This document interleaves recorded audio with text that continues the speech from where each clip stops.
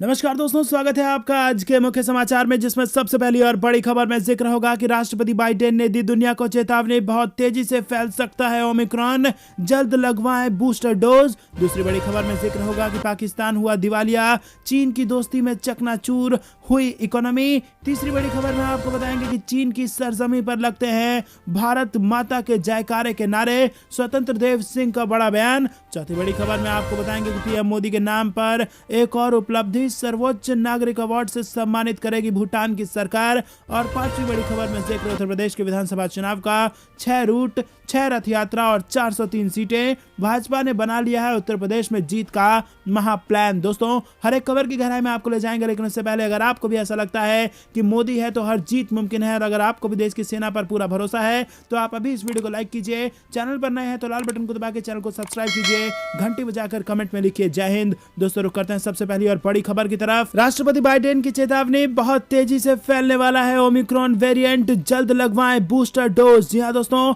अमेरिकी राष्ट्रपति Joe Biden ने गुरुवार को चेतावनी देते हुए कहा कि कोरोना वायरस का ओमिक्रॉन वेरिएंट संयुक्त राज्य अमेरिका में और अधिक तेजी से फैलने वाला है। उन्होंने कहा कि सर्दी में होने वाली बीमारियों के साथ वैक्सीन न लगवाने वालों के लिए बेहद खतरा है, ऐसी स्थिति में मौतों का आंकड़ा भी बढ़ सकता है। वहीं आपको बता दें कि एजेंसी के अनुसार शीर्ष स्वास्थ्य सलाहकारों से महामारी पर अपडेट लेने के बाद बाइडेन ने कहा कि बूस्टर डोज से काफी हद तक सुरक्षा मिल रही है, जल्द से जल्द वैक्सीन का बूस्टर डोज ले लेना चाहिए। रोग नियंत्रण केंद्र के अधिकारियों ने बुधवार को कहा कि कम से कम 36 राज्यों ने ओमिक्रॉन के मामले की पुष्टि की है। दोस्तों, रुक करते हैं अगली बड़ी खबर की तरफ। पाकिस्तान हुआ दिवालिया, चीन की दोस्ती में चकनाचूर हुई इकोनॉमी। जी हां दोस्तों, आपको बता दें कि पाकिस्तान इस समय गंभीर आर्थिक संकट से जूझ रहा है। देश के प्रधानमंत्री रोजाना की जरूरतों को पूरा करने के लिए IMF से लेकर खाड़ी देशों के दरवाजे खटखटा रहे हैं, और इसी बीच पाकिस्तान के ही एक वरिष्ठ अधिकारी ने ऐसा दावा कर दिया है जिससे अब इमरान खान को मुंह दिखाते नहीं बन रहा है। पाकिस्तान के संघीय राजस्व बोर्ड के पूर्व अध्यक्ष शब्बर जैदी ने कहा कि उनका देश दिवालिया हो चुका है और भ्रम में रहने से बेहतर है कि वास्तविकता को पहचाना जाए। जैदी 10 मई 2019 से 6 जनवरी 2020 तक शीर्ष कर प्राधिकरण के अध्यक्ष रह चुके हैं। तो दोस्तों, बेहद बड़ी खबर यहाँ पर निकल के आ रही है, दिवालिया हो चुका है पाकिस्तान। रुक करते हैं अगली बड़ी खबर की तरफ। चीन की सरजमी पर लगते हैं भारत माता के जयकारे के नारे, स्वतंत्र देव सिंह का बड़ा बयान। जी हां दोस्तों, पूर्व विधायक स्वर्गीय प्रमोद सिंह की श्रद्धांजलि सभा व संकल्प रैली को संबोधित करते हुए कुन्नूर में हेलीकॉप्टर क्रैश में देवरिया के लाल ग्रुप कैप्टन वरुण सिंह व पूर्व विधायक प्रमोद सिंह को श्रद्धांजलि अर्पित करने के बाद अपने संबोधन में स्वतंत्र देव सिंह ने भाजपा सरकार की उपलब्धियों को गिनाया और कहा कि भारत के प्रधानमंत्री आज चीन की सरजमी पर उतरते हैं तो भारत माता की जय के नारे लगते हैं। हमारे प्रधानमंत्री ने विश्व के पटल पर इतिहास कायम किया है। उन्होंने काशी विश्वनाथ मंदिर कॉरिडोर का लोकार्पण कर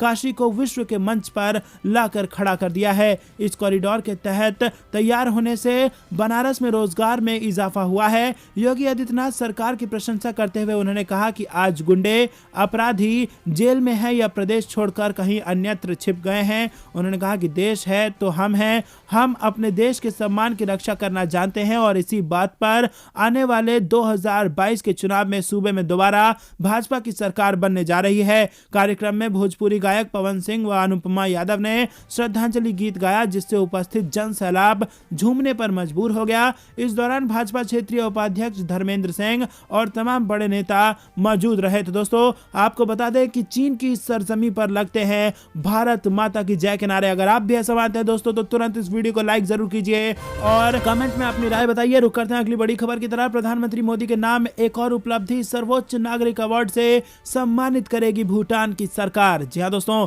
आपको बता दें दुनिया भर में अपनी धाक जमाने वाले प्रधानमंत्री नरेंद्र मोदी के नाम एक और उपलब्धि जुड़ गई है। दरअसल पीएम मोदी को एक और अंतर्राष्ट्रीय अवार्ड मिलने जा रहा है। पड़ोसी देश भूटान की सरकार ने देश के प्रधानमंत्री नरेंद्र मोदी को अपने सर्वोच्च नागरिक अवार्ड से सम्मानित करने की घोषणा कर दी है। भूटान के प्रधानमंत्री ने प्रधानमंत्री मोदी को नगदग पेल जी खोरेलो अवार्ड से सम्मानित करने की घोषणा की है। और आपको बता दें, उन्होंने कहा कि पीएम मोदी ने पिछले कुछ सालों में बिना शर्त दोस्ती निभाई है। कोरोना वायरस महामारी के दौरान पीएम मोदी ने भूटान की मदद भी की है। दोस्तों, आपको बता दें कि भूटान का सर्वोच्च नागरिक सम्मान मिला है प्रधानमंत्री मोदी को। रुक करते हैं अगली बड़ी खबर की तरफ। 6 रूट, 6 रथ यात्रा और 403 सीटें, भाजपा ने बना लिया है उत्तर प्रदेश फतेह का महाप्लान। जी हां दोस्तों, उत्तर प्रदेश विधानसभा चुनाव के मद्देनजर भारतीय जनता पार्टी अब चुनावी मोड में आ चुकी है। उत्तर प्रदेश में फिर से जीत हासिल करने की तैयारियों में जुटी भाजपा ने यूपी फतेह का प्लान बना लिया है और इसीलिए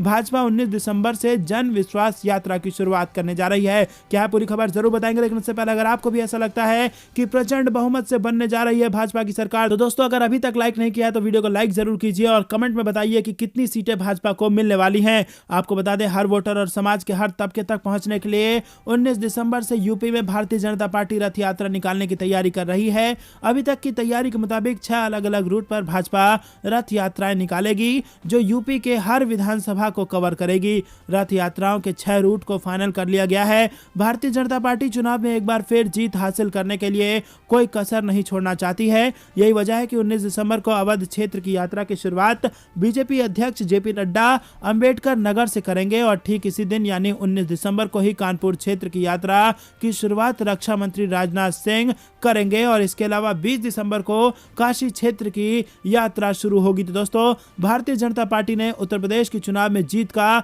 महा प्लान कर लिया है तैयार। अब एक के बाद एक बड़े नेता ताबड़तोड़ रैलियों से उत्तर प्रदेश की जनता को देंगे एक के बाद एक बड़े सौगात। रुक करते हैं अगली बड़ी खबर की तरफ। उत्तर प्रदेश के 36 सांसदों के साथ पीएम मोदी ने की चाय पर चर्चा और सांसदों को दी बड़ी नसीहत। जी हां दोस्तों, आगामी चुनाव को लेकर भाजपा की रणनीति तय करने के लिए प्रधानमंत्री नरेंद्र मोदी की सांसदों के साथ बैठक हुई है। पीएम मोदी ने उत्तर प्रदेश के 36 सांसदों के साथ चर्चा की है। यूपी के 36 सांसद पीएम से दिल्ली मिलने पहुंचे। लखीमपुर हिंसा को लेकर विवादों में चल रहे केंद्रीय गृह राज्य मंत्री अजय मिश्रा टेनी यहां नजर नहीं आए। बैठक के बाद सांसदों ने बताया कि पीएम मोदी ने उनसे 2 टूक कहा है कि कोई भी व्यक्ति पार्टी और संगठन से बड़ा नहीं है। ये बात ध्यान में रखकर पूरी ताकत से चुनाव में जुट जाएं। मोदी ने बैठक के दौरान सांसदों से उत्तर प्रदेश में पार्टी का फीडबैक भी लिया है।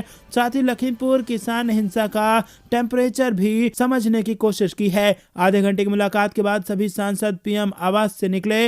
मोदी इससे पहले भी अलग अलग राज्यों के सांसदों के साथ मुलाकात करते रहे हैं। हर बार सांसद सत्र के दौरान अलग अलग राज्यों के सांसदों से पीएम मिलते रहते हैं, लेकिन इस बार उत्तर प्रदेश चुनाव से पहले उनकी राज्य के सांसदों से मुलाकात अहम है। वो इससे पहले पूर्वोत्तर, दक्षिण राज्यों और मध्य प्रदेश के सांसदों से मुलाकात कर चुके हैं। उत्तर प्रदेश में होने वाले विधानसभा चुनाव के मद्देनजर पीएम मोदी लगातार सरकारी योजनाओं और परियोजनाओं के लोकार्पण और शिलान्यास के लिए यूपी में दौरे कर रहे हैं और इसी बीच जो फीडबैक मिल रहा है उसके आधार पर सांसदों को भी पीएम मोदी ने चुनाव में जुट जाने का मंत्र दिया है। मोदी इन बैठकों में सांसदों को सरकार और पार्टी के कामों के अलावा जनता से जुड़े अन्य महत्वपूर्ण काम करने के लिए प्रेरित करते हैं। रुक करते हैं अगली बड़ी खबर की तरफ। सोशल मीडिया कंपनियों पर लगाम लगाने की तैयारी। डाटा लीक हुआ तो देना होगा 15 करोड़ तक का जुर्माना।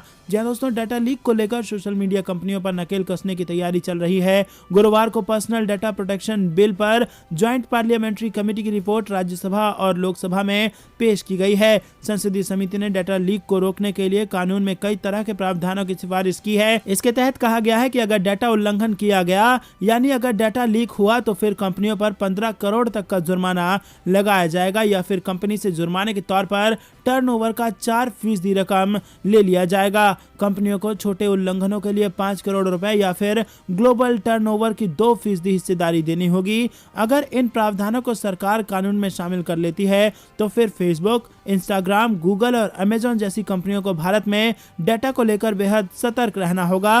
पर्सनल डाटा प्रोटेक्शन बिल में 2019 के ही सारे प्रावधान हैं और साथ ही इसे European union general data protection regulation के तहत तैयार किया गया है। यह बिल 2 साल पहले पूर्व केंद्रीय मंत्री रविशंकर प्रसाद ने 11 दिसंबर 2019 को लोकसभा में पेश किया था। 16 दिसंबर को स्थायी समिति को भेजा गया था।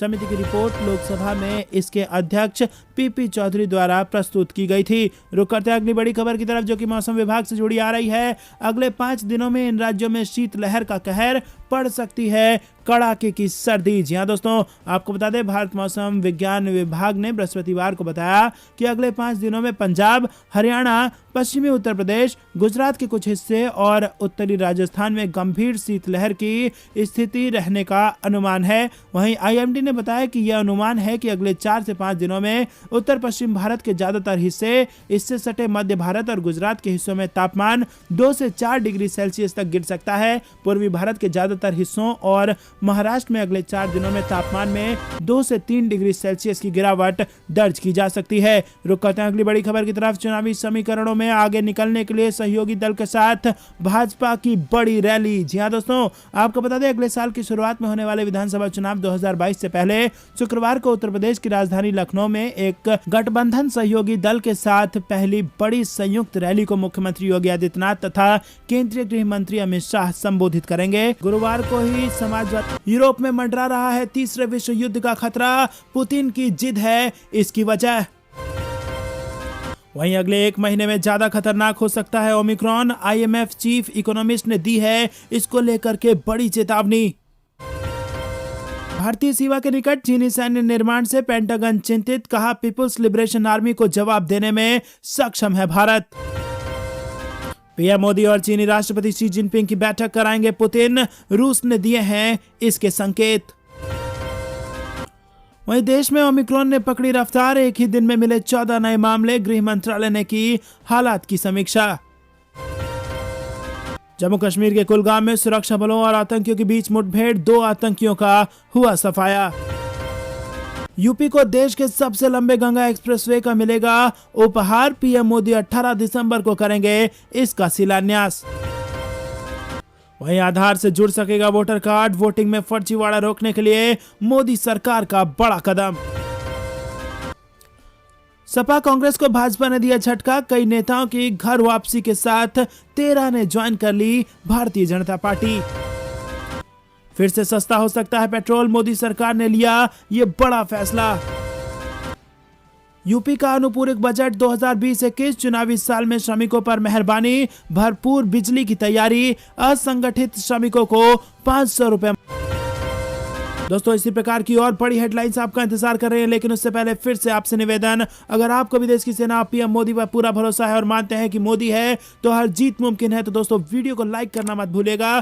फिर से रुक करते हैं तमाम सुर्खियों की तरफ। अब नहीं रख सकेंगे 2 वोटर आई कार्ड, आधार से लिंक करने की चल रही है तैयारी। वहीं भारत शुरू कर चुका है समुद्रयान मिशन, इंसानों को समुद्र की गहराई में भेजा जाएगा। पेट्रोल सस्ता करने के लिए सरकार का नया प्लान, झटके में इथेनॉल पर दी बड़ी राहत। वहीं किसानों, बुजुर्गों और दिव्यांगों को लेकर योगी सरकार ने खोला पिटारा, 500 रुपए बढ़ाई पेंशन, जाने कब से होगा ये नियम लागू। अभी तक कोरोना वैक्सीनेशन नहीं लगवाई तो हो जाए सावधान, आपके घर क्रॉस का निशान लगाएगी सरकार। उत्तर प्रदेश में प्रधानमंत्री नरेंद्र मोदी ने संभाली चुनाव की कमान, 10 दिन में 4 बार करेंगे दौरा, गंगा एक्सप्रेसवे का भी करेंगे शिलान्यास। विदेश मंत्रालय की प्रेस वार्ता, 18 से होगी भारत मध्य एशिया वार्ता की शुरुआत, अफगानिस्तान, अमेरिका समेत इन मुद्दों पर होगी बातचीत। तालिबानी शासन में भी अफगानिस्तान को मानवीय सहायता, दवा के बाद अब गेहूं की खेप भेजेगा भारत। वहीं अब 241 एकड़ में सजेगी श्री राम की 251 मीटर ऊंची मूर्ति, आवास विकास ग्रीनफील्ड टाउनशिप योजना में अब खरीदेगा 1433 एकड़ भूमि। चीन ने भारत में लगने वाली सीमा पर तैनात किए खतरनाक बम वर्षक, LAC के पास सैनिकों की तैनाती भी बढ़ाई गई। पीएम की रैली में भाजपा में आ सकते हैं विपक्ष के कई कद्दावर नेता, पलक झपकते ही विरोधी को क्लीन बोल्ड कर सकते हैं पुष्कर सिंह धामी। राजनाथ सिंह का बड़ा बयान, उत्तराखंड के चुनाव में जबरदस्त सियासी गर्माहट। गृह मंत्री अमित शाह 18-19 दिसंबर को महाराष्ट्र का दौरा करेंगे, 2 दिन के दौरे का कार्यक्रम हो चुका है तय। प्रधानमंत्री मोदी शुक्रवार को काशी में अखिल भारतीय महापौर सम्मेलन का करेंगे उद्घाटन। कुलगाम में सुरक्षा बलों और आतंकियों के बीच मुठभेड़, 2 आतंकियों का हुआ सफाया। वहीं हरियाणा सहित उत्तरी भारत में शीतलहर और कोहरा शुरू, राज्यों में ऑरेंज अलर्ट जारी। HAL का BEL के साथ सबसे बड़ा समझौता, अत्याधुनिक प्रणालियों से लैस होगा लड़ाकू विमान तेजस। छावनी क्षेत्रों की सड़कों व इमारतों का हो भारतीय सैनिक के नाम पर नामकरण, राजनाथ सिंह का बड़ा ऐलान। वहीं राज्य मंत्री रामदास अठावले बोले, विधानसभा चुनाव में अखिलेश की 400 नहीं सिर्फ 40 सीटें आएंगी। उत्तर प्रदेश चुनाव, लखनऊ में 17 दिसंबर को निषाद पार्टी के साथ बीजेपी की संयुक्त रैली, अमित शाह कर सकते हैं इसमें शिरकत। उत्तर प्रदेश विधानमंडल शीतकालीन सत्र, सरकार ने कहा कोरोना में ऑक्सीजन की कमी से नहीं हुई एक भी मौत।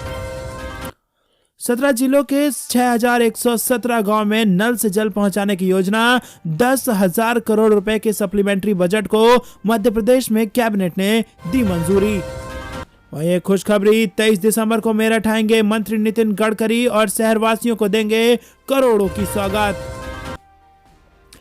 वहीं फिर से एक और खुशखबरी, फिर सस्ता हो सकता है पेट्रोल, मोदी सरकार ने लिया बड़ा फैसला। यूपी चुनाव 2022 जनवरी में लागू हो सकता है आचार संहिता, क्या इस वजह से पीएम मोदी कर रहे हैं ताबड़तोड़ रैलियां?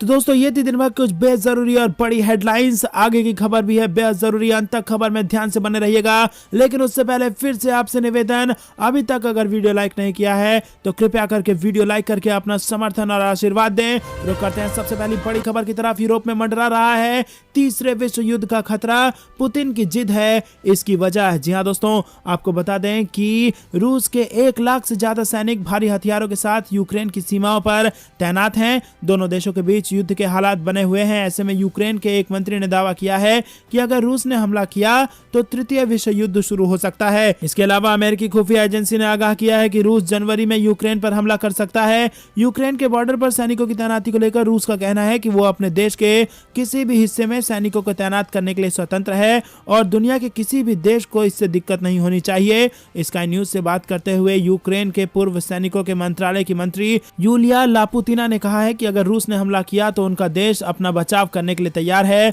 वहीं आपको बता दें दोस्तों, एक बार अगर रूस ने कर दिया यूक्रेन पर हमला तो छिड़ जाएगा तीसरा विश्व युद्ध। तो करते हैं अगली बड़ी खबर की तरफ। अगले 1 महीने में ज्यादा खतरनाक हो सकता है ओमिक्रॉन, इंटरनेशनल मॉनेटरी फंड की चीफ इकोनॉमिस्ट ने दी है ये बड़ी चेतावनी। जी दोस्तों, कोरोना के नए वेरिएंट ओमिक्रॉन ने देश को कई देशों को अपनी चपेट में ले लिया है और नए वेरिएंट के संक्रमण के मामले तेजी से सामने आ रहे हैं। ब्रिटेन और अमेरिका में ओमिक्रॉन ने अपना डरावना रूप दिखाना शुरू कर दिया है और इस बीच अंतरराष्ट्रीय मुद्रा कोष यानी कि IMF की मुख्य इकोनॉमिस्ट गीता गोपीनाथ ने ओमिक्रॉन को लेकर बड़ी चेतावनी दी है। अर्थशास्त्री गोपीनाथ ने कहा है कि अगले 1 महीने में ओमिक्रॉन ज्यादा खतरनाक हो सकता है। हालांकि उन्होंने ये भी उम्मीद जताई है कि ओमिक्रॉन डेल्टा की तुलना में कम गंभीर होगा।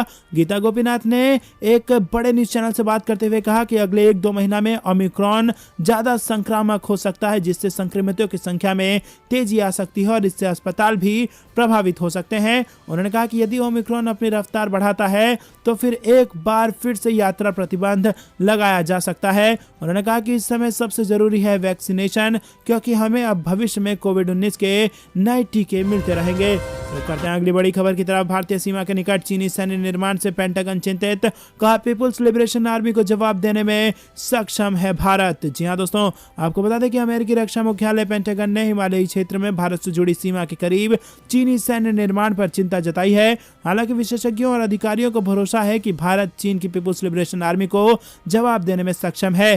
पेंटागन की एक वरिष्ठ अधिकारी के हवाले से फॉरेन पॉलिसी ने अपनी रिपोर्ट में कहा है कि सीमा पर सैन्य निर्माण चीन की क्षेत्रीय आक्रामकता के अनुरूप है और ऐसा हिंद प्रशांत क्षेत्र की अन्य जगहों पर भी दिखता है। फिलीपींस से जुड़े नवंबर के एक वाकये का उदाहरण के तौर पर लिया जा सकता है, जब चीन ने उसकी आपूर्ति नौकाओं को रोक दिया था। रुक करते हैं अगली बड़ी खबर की तरफ। पीएम मोदी और चीनी राष्ट्रपति शी जिनपिंग की बैठक कराएंगे पुतिन, रूस ने दिए हैं इसके संकेत। जी हाँ दोस्तों, लद्दाख से लेकर अरुणाचल प्रदेश तक चीनी सीमा पर जारी तनाव के बीच पीएम नरेंद्र मोदी और चीनी राष्ट्रपति शी जिनपिंग के बीच लंबे समय बाद मुलाकात हो सकती है। रूसी राष्ट्रपति व्लादिमीर पुतिन के प्रयासों से पीएम मोदी और शी जिनपिंग के बीच ये बैठक हो सकती है। रूसी राष्ट्रपति के सहायक यूरी उशाकोव ने बताया कि रूस, चीन और भारत के बीच शिखर बैठक निकट भविष्य में हो सकती है। पुतिन ने अपनी भारत यात्रा के बारे में जिनपिंग को बताया है।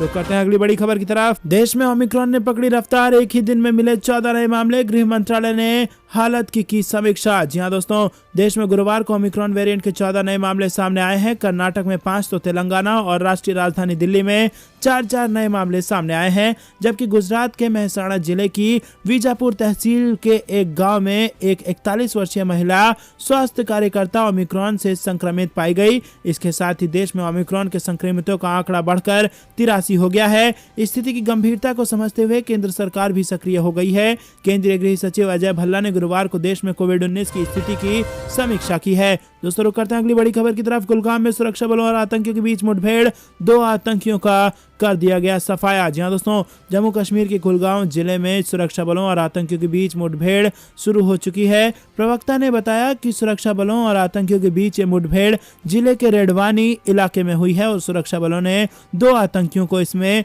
ढेर कर दिया गया है। मारे गए दोनों आतंकी लश्कर ए तैयबा संगठन के बताए जा रहे हैं। प्रवक्ता ने आगे बताया कि सुरक्षा बलों ने पहले इलाके की घेराबंदी की और फिर आतंकियों